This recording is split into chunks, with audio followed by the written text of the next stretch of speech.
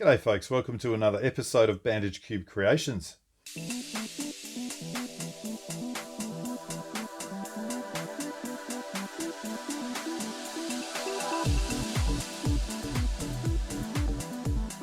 Well, today we're looking at the puzzle called the Double Block. This one was proposed by Burjo back in the day. It's got two blocks, as you can see, or in fact it's got one block and one plate. And if I hold it in the standard color scheme, I've got this plate here on the down face and also the left front and right. And then I've got a block which is mainly on this back face with parts on the down and left. So that's the only two pieces. It is a fairly restricted puzzle. So if I want to scramble, I can happily turn that. What else can I turn? I've got no other faces automatically that I can turn, which is interesting. I try and kind of do something, but there's just stuff everywhere. Well, I lie a little bit because that one I can, and that's exactly the face that I need to turn in order to start scrambling things. So obviously I can do this and then move things around in that sort of fashion and just try and rotate this back and forth as I go. And that'll get you a reasonable way, but you also want to be doing things a little bit more than that. So I'm going to, part of the challenge of this puzzle is scrambling it well. I'm going to do that myself and come back. All right, well, this is looking like a pretty good scramble, and basically everything is not where it should be. Even that piece, the blue's there, yes, but the yellow's not. So relatively happy with this one. The first thing that I want to do is obviously to put the two parts back where they belong. That's pretty straightforward because they can't really go very far. So just a couple of turns normally and they're back.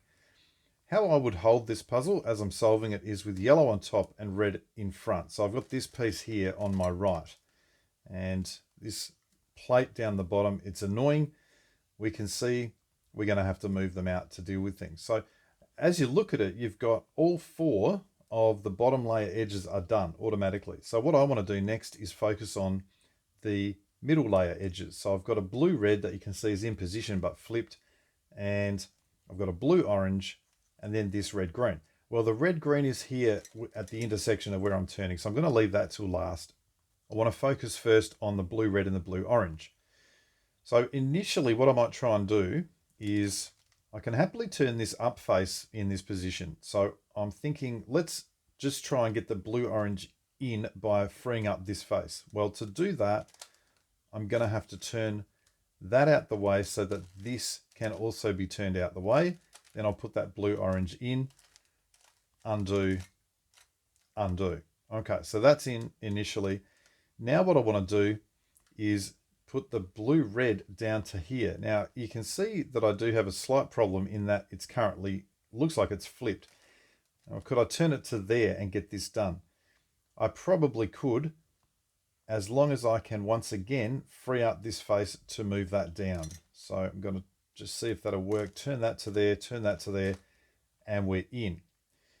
And so when I put them back, those two are done. That will leave me this one middle layer edge and then some yellow edges as well. Now, what I'm going to do is just initially see, is the green red able to go in? Now, at the moment, that is a flipped edge because there's nothing I can do to just sort of ordinarily flip that edge. The only way, if you're thinking, well, can't I just sort of turn it in from here? Yes, I can, but it's still going to keep it flipped. I have to find a way to get this edge with the red green in that position. So this is as good a time as any to go through what I found the hardest thing about this puzzle, which is flipping two edges. It took me quite a while to work out. So what I'm going to do is, initially, I don't care about the yellow ones. I'm just going to put the green red in this position and I'll have this yellow green over here. These are the two edges that are going to be flipped, the up back and the up right. And what I realized in the end was that it had to somehow involve this front face when I did it. So let me see if I can take you through what's happening. The first thing that I want to do is get this edge onto this front face. So, and obviously also get these things out of the way. So to get these things out of the way, it was an R prime, and you can see that it's automatically got that on the edge. Then I've got to move this out the way. So down prime. Now I turned my front face. Now you might think, why is that doing anything? Because I'm now going to undo my down prime with a down turn, and then undo my right prime with a right turn, and you can see that edge has absolutely flipped. So that takes care of that first one. I then want to just do a simple edge piece series, and up, right, up prime, right prime, to put another edge in there. And I'm going to essentially repeat the same sort of thing that I just did, but instead of turning the front face clockwise, I'll turn it anti-clockwise. So I want to push this one out the way, which brings the edge down. I'm going to push the plate out the way, and now I want to do front prime. Move them back. And what we're going to see is the red green's not in currently. However, I can happily now just put it in by turning that upper face, and that has clearly flipped that edge. And you may remember, I think the other one was the yellow green from memory. That is now also flipped, and it wasn't flipped at the start. So that's it. I hope that comes across as relatively straightforward. It certainly didn't come quickly to me. My normal methods for flipping edges just did not work at all. So there was just no space here. So I'm pretty happy with that in the end as to how to do it. So let's just go through it again with these two edges, which are the two top layer edges that I now need to flip. And you might be thinking, what if you have two opposite edges on the top? That's fine. I just do them one at a time. In other words, if I had these two that needed to flip, I'd first do these two, which of course would correctly do that one, and then make that one incorrect, which would then match with this one I could do on a second go round. So I've got these ones in position. Let's carry this out again. Right prime, down prime, front, down, right. That's the first one. Run the edge piece series to get the next one into position, which is here is where I want it. And right prime, down prime, front prime, down, right.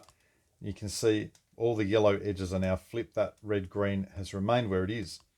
So that's good. So I've got all edges flipped. Next thing I want to do is place the edges on top. I've got a yellow orange in position, and you can see I've got to go red to green to blue. Now I still need to carry out my Sune, which is what I'm going to do in this position. So I'm going to just rotate that because this is the one I don't want to move, and I got red to green to blue. So this is just a standard Sune.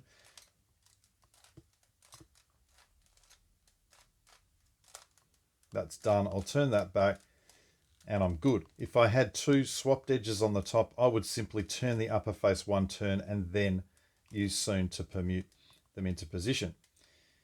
Okay, so that's all the edges in. Now the corners. What I'm going to do just initially is sort of look and see, is there anything that's sensible? Yes, there is. What I know is that I can hold it. I mean, just to get into the position of doing my normal down, down, up, up, this is the way I'd hold it. Down, down, up, up. You can see that I've got freedom there to do that. Now, I don't have to hold it like that.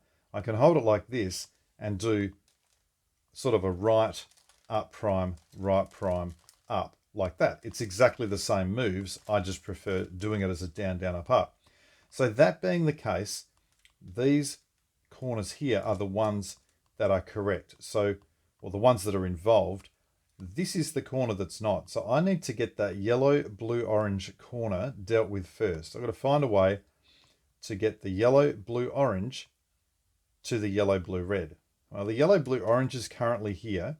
So what that means is if I just rotate that face and now do it, these two will swap. That's precisely what I want. So that's the first thing. Just do 3 up, up, down, downs. All done. Return that. That corner is now in position. Now, what that will leave, and this has happened absolutely every time, so I've no reason to think it's not going to happen at all, is that either the corners will now be solved or they'll be in this 2+2 swap. You can see yellow, green, orange is going to there, yellow, green, red goes to there. So those two need to swap, and then these two need to swap as well.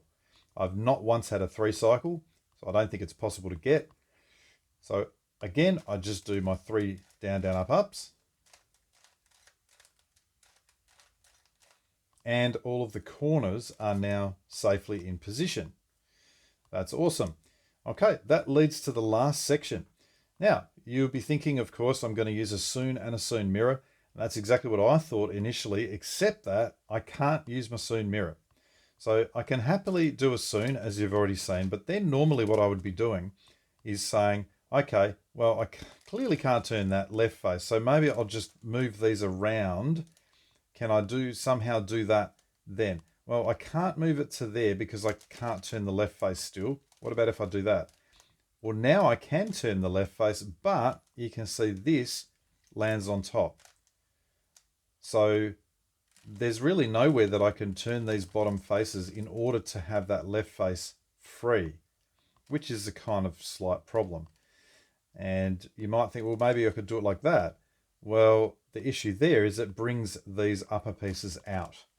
So for mine, at least, I found that's not actually really possible to do. So I'm resorting to a sequence I came up with when I did Ray Ray's Bandaged cube. And it was a fairly straightforward one. It's a bit longer, but let me take you through it now. What it's going to do is twist corners in these two positions. And it's going to twist this one anti-clockwise, this one clockwise. So you can see currently that those two are actually opposite how I want them. So I'm just going to do a setup and put them there so that now this one will twist anti-clockwise, which is what I want. This one will twist clockwise. So they are positioned. What am I actually doing? Well, I'm going to do 3 Sunes followed by a U2 and then repeat the whole lot. That's it. So let's carry that out. There's the first Sune, and of course there are redundant moves in here, but I'm just going to go with it. There's the second. There's the third. Now I want to do my U2. That's half of the sequence. I simply repeat that exact thing.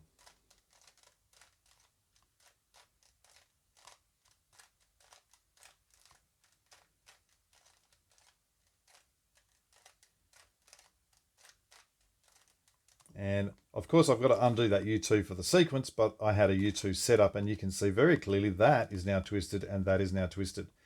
So as I said, pretty straightforward, a little bit longer than normal, but I'm happy with it. So the last two, I just need to get these into a position where they're where I want them to be.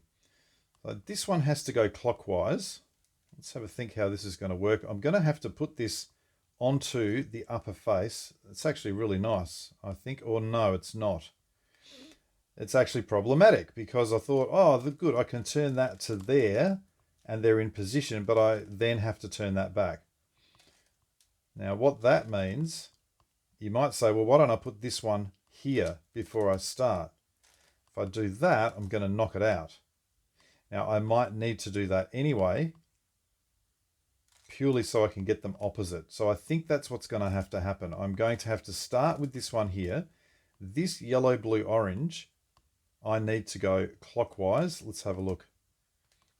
This one needs actually this will work all right. So just with that setup, which I won't bother remembering, I now want to do a right, up, right prime.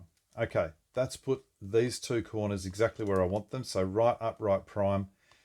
I will now go ahead and carry out the sequence.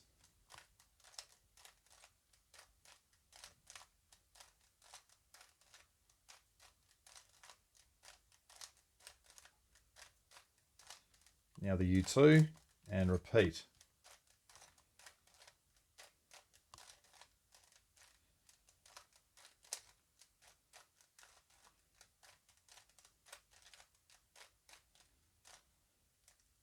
The U2, now I've got to undo my setups, which was right, up, right prime from memory. So that one, and that one. And then of course that U-turn at the beginning. Okay, and you can see that this double block is now solved. So I do like this puzzle. It was certainly not listed as simple when Burjo put it together. Also wasn't super difficult, but I do like the fact of having to be stumped a little bit with those flipping of edges. But yeah, happy with how things are now. And as you can see, that one has been conquered. Well, here is the puzzle for the next video. This one is called the 3 bar. And of course, we've got the 2-bar, which has 2 bars on opposite faces. This is the 3-bar. And the color scheme is a little bit different for this one than the CUBETWIST 2-bar. So we've got nothing on the yellow face, nothing on the red face, nothing on the orange. What we do have is, if we're holding it like this, we've got a big clock from front left to front right. And we've then got a big clock from down right to down back. In fact, that's, sorry, down front to down back. And finally, we've got a big clock on back left to back right. So that is the setup of the 3-bar. And it makes for, well, a puzzle that's surprisingly difficult to scramble.